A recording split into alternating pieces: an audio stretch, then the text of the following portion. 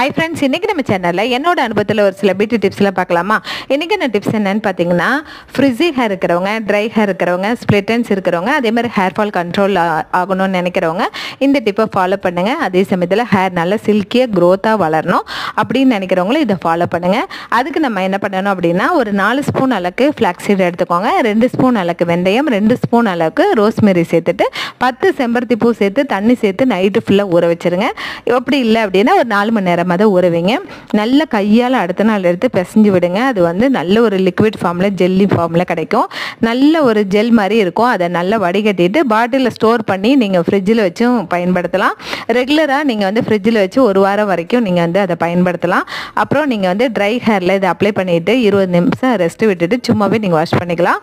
Oil ஹேராக இருந்தால் இதை apply பண்ணிவிட்டு லைட்டாக சாம்பஸ் பண்ணிக்கோங்க. ஹேர் நல்லா சில்கியாக இருக்கும். ஹேர் நல்ல க்ரோத்தாக வளரும். ட்ரை பண்ணி பாருங்கள். மறக்காமல் ட்ரை பண்ணிவிட்டு கமெண்ட் பண்ணுங்கள். தேங்க்யூ.